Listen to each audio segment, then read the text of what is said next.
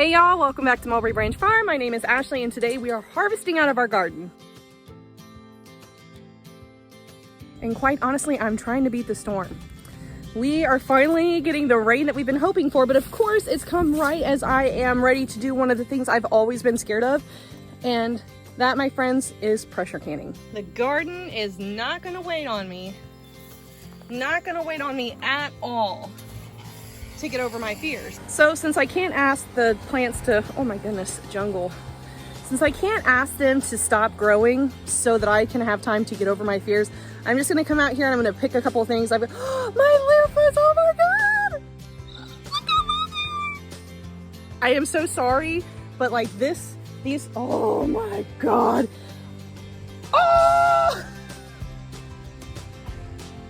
No joke, guys, like the other day, they were like half the size. They were not this long. Oh my God. Ah! Oh my goodness.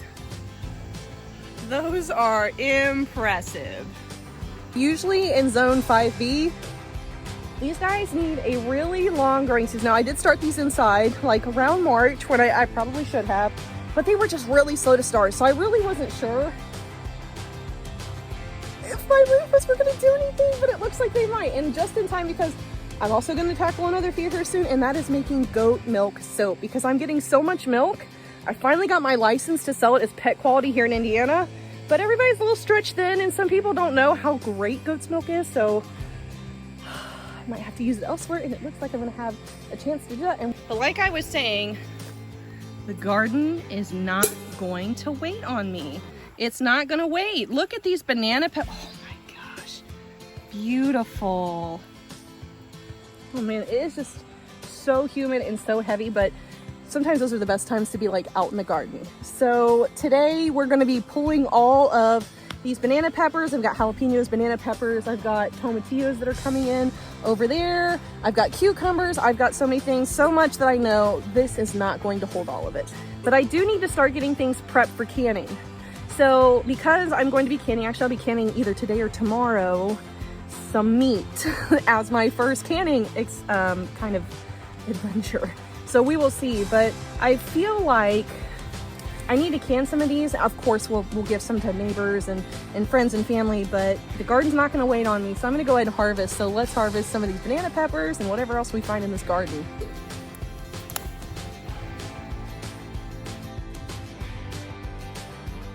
But oh my goodness, guys, I have underestimated what I grew and how well it's growing, which is a good thing when you're trying to can. I've not even got this, oh, it's almost full, and I've only probably been through like this first part of the plants. So, and it's really hot. That storm is building to come in.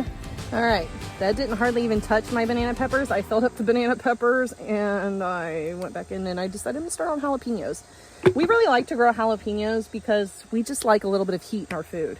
Jalapenos are great for that, and if, you know, I'm picking these barehanded, guys. Sometimes these guys and other varieties of peppers can get so hot you really probably shouldn't pick them barehanded. But with the jalapenos, I'm not really too worried about it. We're just gonna pick some of the good ones out of here because we love to pickle our peppers. And if you guys wanna see some of the easiest recipes on water bath canning jalapeno peppers, you guys can click up here in the link. We did that last year. We'll be doing it again this year, but my family goes through jalapenos like it's nothing. We actually just got an air fryer and we are dying to bacon wrap some of these jalapenos and to put it in the air fryer and see what it does. Like that one, I just took the top off of that, so that one will probably need to be done with soon. But with seeing all of these different peppers in here and seeing how far along they all are, it's gonna be hot. It's gonna be a hot pepper right there. He's even starting to wrinkle up a little bit, which means he's probably gonna be really hot. So, fun fact, if you're going to be pickling your peppers, if you don't want the entire batch to go super hot, don't put the red jalapenos in. Put like those in the jars that you want them to be a little bit hotter than a normal jalapeno. Wait, hello bee, at least in my opinion. That seems like that happens, but we got some really good sized jalapenos in here. So what are some of your guys' favorite things to do with jalapenos? My family just loves these in bacon. We can them because we put them in with all kinds of chicken and venison. We just put them in all kinds of different recipes. And jalapenos, I find, have just a ton of flavor outside of the heat. They're not really super hot peppers, but they can be. I mean, there's specific ones like that red fella in there that's going to be really hot, but I really like the flavor that these guys bring to any dish that they're in.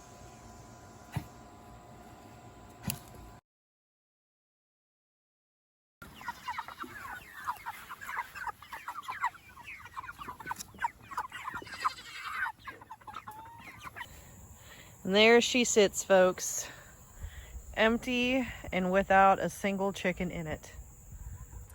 That's right, nary a chicken is left in the tractor. And that's because all of these Cornish rock crosses officially graduated from the tractor to the freezer. But this time was actually super special too, because we got to have my sister and brother-in-law up, and they learned how to process their own birds. They helped us. They were pros by the end of it. We've actually been able to help a lot of other people this year learn how to process their own birds. And there's something super rewarding about that. And this was our first year we actually were able to legally sell pasture-raised chickens from our property to people that weren't family. You know, the thing about learning on birds is that there are going to be some birds, especially if you have people helping you, that just are not up to par for customer consumption. And it's not because there's anything wrong with the bird. It's just, you know, there's like nicked skin, or maybe it wasn't even that. Maybe the plucker just kind of grabbed a wing and broke a bone. And that just makes that carcass look not so appetizing for customers, especially a lot of the customers sometimes are not used to seeing what a processed chicken that's fresh looks like. So you kind of got to make it look as beautiful as possible. It's all about presentation and how you're marketing your product. So I had a few birds like that, and I decided, you know what? I also bought this pressure canner that scares me to death. It's like having a bomb in my house for some reason. And I decided we weren't going to let those not customer facing birds go to waste. And I decided, you know what? I'm going to learn how to break apart a chicken. Never done it before, guys. I've raised chickens for forever. I've eaten chicken, but I've never broken down my own bird. I practiced breaking down my own birds, and now we're going to pressure can chicken. This is my first time pressure canning, and boy, am I a nervous wreck. So what I'm doing right now is I'm preparing my chicken for canning. I broke down these birds last night, and now I'm kind of just going to go ahead and debone. Now you can can chicken with the bone in, or you can choose to leave the bone out. For me and my family, we really like to eat boneless chicken, so I'm going to go ahead and debone this chicken. But don't worry, none of the bones are going to go to waste, or any of the extra parts. I plan to boil these down and make a nice chicken broth, and also to can that, so that nothing about these birds is going to go to waste. This is a little bit time consuming to prepare and debone, but if you aren't processing your own chickens, it's always a good idea to possibly hit up the clearance aisle at the local grocery mart. Because every now and then, even with food shortages and the price hikes in food, every now and then you will find that you get a good deal on meat in the clearance bins. And if you know how to pressure can, it allows you to be able to store more meat at room temperature in your house without taking up any of that very, very precious freezer space, which is the whole point as to why I want to learn how to pressure can. Now that I've gotten the chicken deboned and I've got it all chopped up in these nice 2-inch cubes for canning, I need to now prep my jars. I got all of my jars together, and I did run them through a sanitizing cycle in my dishwasher. It is important that you sanitize and inspect all of your jars, because it could cause your jars to break or explode during the pressure canning process. Now's the moment of truth. I can start packing these jars. I'm going to be raw packing today, which raw packing is that this is unprocessed meat. It hasn't been browned like you would for beef. It hasn't been cooked or anything like that. So I'm just going to pack this raw. And when I put my meat in here, I'm going to try to make sure I give myself at least 1 inch of head space at the very top, which is the space between whatever contents it is that you are canning and the top of the lid. So I want to give that 1 inch. I'm going to be packing this down as much as I can to kind of debubble this. This chicken is going to cook down. So while I'm giving this 1 inch of space, odds are it's going to shrink down, because pressure canning kind of is cooking it while it's in the pressure canner. Not to mention, the meat will become smaller as a lot of the juices and fluids that are in the meat will escape from it, and you'll be able to see that in your jars. I'm also going to be taking white distilled vinegar, and I'm going to be taking a washcloth and wiping this around the rim. This is going to just sanitize the top and remove any of the greases that might have been on the top of the jar from packing the chicken in. Even though I used the funnel to put it in and there really shouldn't be anything there, it's better to be safe than sorry, because if there's any type of grease or any type of grit from the bird here up on the lid, it could keep you from having a really good tight seal, and that kind of just defeats the whole purpose of canning.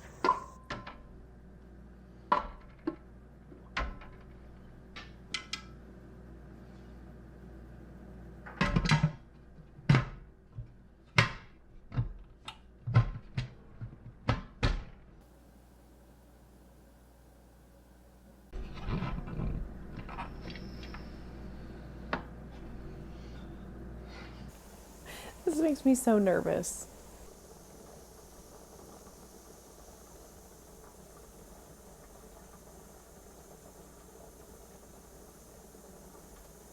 Okay, so I got to put my weight on top because it vented for 10 minutes and it's looking good. So now I'm just really paying attention to this little gauge right here. I'm paying attention to the pressure gauge because I'm looking for, based off of the book that I've been using for this, I'm looking for anywhere from 10 to 12.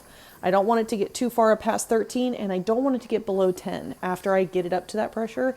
If I do, I got to stop my timer, bring it back up to pressure and the correct heat, and then start the timer again. It's really important that you try to keep this pressure consistent from what I've read and from everything that I've watched and researched. So I'm going to be babying this a little bit. I'm not gonna lie, it's scaring me to death. Scaring me to death. With all this chicken, I only had 4 quarts to put in for my first canning, and I was really worried about that because I thought, well, there's going to be room for this to tip over, or you know, they're going to explode or fall over. I was just really worried what this was going to do. So it is important to make sure that you have some mentors, or you have good books, or you have Google on standby to go and look this up. So it looks like as long as I have 3 quarts for this specific canner, I don't have to worry if it's going to tip over.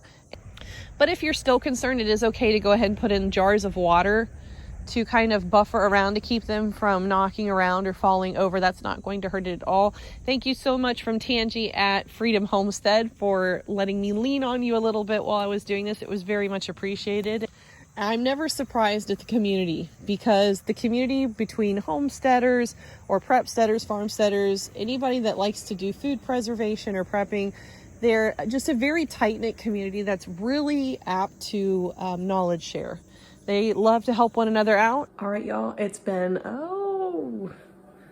I finished canning these around 3:30 yesterday. So you guys can see behind me, it is 9:39 in the morning the next day, and these guys are completely cooled off. They've sat undisturbed, and Mark said while I was gone, because once these guys were done, I kind of have to walk away from it, because when you're done pressure canning, you can't touch this. You just kind of leave it alone and let the pressure leave on its own. Let the gauge go all the way back down to 0. This thing will go in and then you'll be able to unlock it. So you shouldn't really be touching it until that happens, because, I mean, there's a lot of pressure in there. Don't really want to mess with it. So I did it. I don't know why I was so scared of this to begin with. I don't know why I've been so freaked out by pressure canning, because it was super easy, and now I've already got things going on in my head about what else can I can. It really opens up a whole lot too for like soup dinners, chili dinners, or anything like that, where I don't really want to take up freezer space, which is the whole point of why I want to know how to pressure can, especially with how things are appearing when it comes to food shortages and everything else. Even if it doesn't get as bad as some think it's going to get, it's really good to have that knowledge. It's really good to have a backup way to preserve your food and not take up freezer space, because, you know, well, anybody out there that preps knows what I'm talking about. I wouldn't call us preppers. I would say that we homestead and we farmstead and we prepstead, I guess, where we're really just trying to be more cognizant of the fragility in our food chain and the fragility in our economic situation and climate that we're in right now. So I want to free up room in the freezer, and I want to be able to store these at room temperature on a shelf, and there it is. There's my chicken, homegrown chicken that we processed here. I learned to break down chickens in this process, and I learned to pressure can as well. So I am I'm pretty stinking proud of myself, I can't lie. These guys did all ping yesterday when I left, and they were resting in my pressure canner. Mark's like, I kept hearing pinging. I'm like, good. So to test these, to make sure that their seals are good, you just kind of push in the middle. Nothing's pushing down. It's all sealed down, which means that they all should have sealed. And I did add white vinegar to my water to kind of avoid these water lines, but our water here is just super hard. Thank you guys so much for joining us today while I tackled the biggest fear that I've had when it comes to self-sufficiency ever on our homestead, and that is pressure canning. It looks like we sealed everything, everything's doing well, and in the meantime, I've canned lots of other things. Now, I won't be sharing every single thing that I can, just because I'm sure you guys will feel like that's pretty redundant. But if I do anything interesting with it, I would love to can some venison and can some deer chili and things like that as we are moving out of the summer months and into the fall months, and to see if we can actually do like meals in a jar. So far I've canned some water. I know that sounds weird, but I canned water. I've canned the chicken broth that we made from the bones from these chickens. And I've done, what else have we done? We've done salsa, and we've done pickled banana peppers. So we've been really using our pressure canner a lot. We've been doing some water bath canning as well. But guys, thanks so much for spending your time here with us. Thank you for joining me and being my support through the video while I go through something that I shouldn't have been scared of. Ultimately, I never should have been scared of this, but it's completely natural to be scared to do something new, and that's a little bit foreign to you. But I would 100% encourage you that if it's something that's going to better your life, make you more self-sufficient, and make you a better person and more well-rounded when it comes to skill sets that you have, definitely face that fear, embrace it, go through it, because I'm super happy now that we've got this skill under our belt. But thank you so much for joining us, guys. I appreciate every moment you spend with us here on Mulberry Branch Farm. I hope that you guys will stick around for our next video, which we're going to take you to a goat show, y'all. But until next time, guys, thank you so much for being with us. I hope that you let me know how you felt about the video by dropping me a like, leaving me a comment, and subscribing. But until next time, we hope that you are all staying safe out there and being kind to one another. We will catch y'all in the next one. God bless you. Bye, y'all.